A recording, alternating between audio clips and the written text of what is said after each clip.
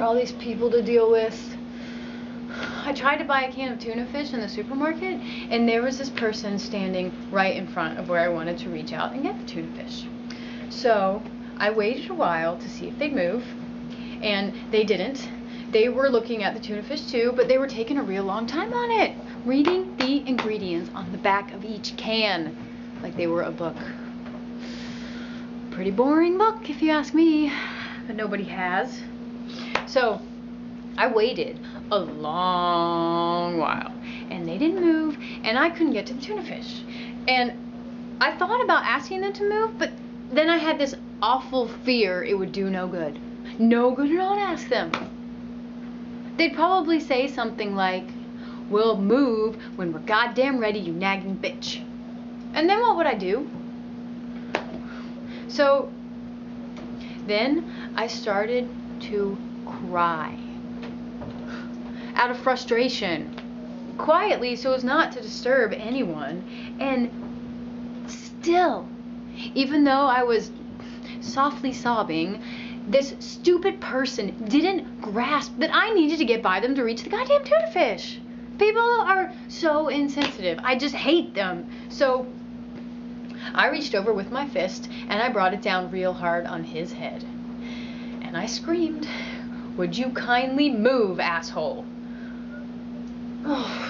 And the person fell to the ground and looked totally startled, and some child nearby started to cry, and I was still crying, and I couldn't imagine making use of the tuna fish now anyway, so I shouted at the child to stop crying.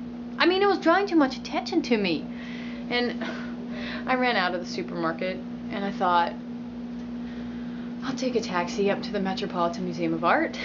I need to be surrounded by culture right now, not tuna fish.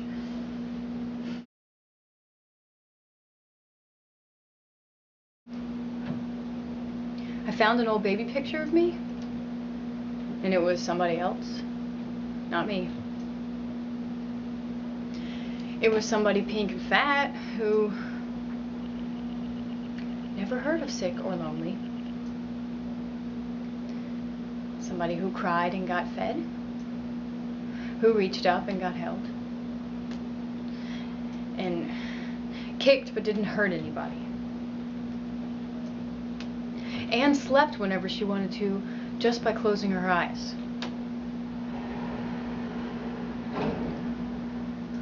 Somebody who mainly just laid there and laughed at all the colors waving around over her head, and chewed on a polka dot whale, and woke up knowing some new trick nearly every day,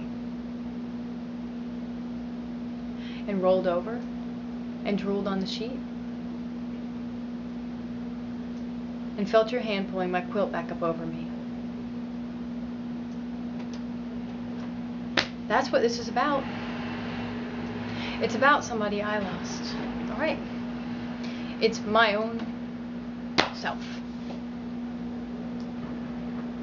Who I never was, or who I tried to be and never got there. And never will. So see, it doesn't much matter what else happens in this world, or in this house even. I'm what was worth waiting for, and I didn't make it. Me. Who might have made a difference to me? I'm not going to show up, so there's no reason to stay. Except to keep you company, and that's not reason enough, because I'm not very good company. Am I?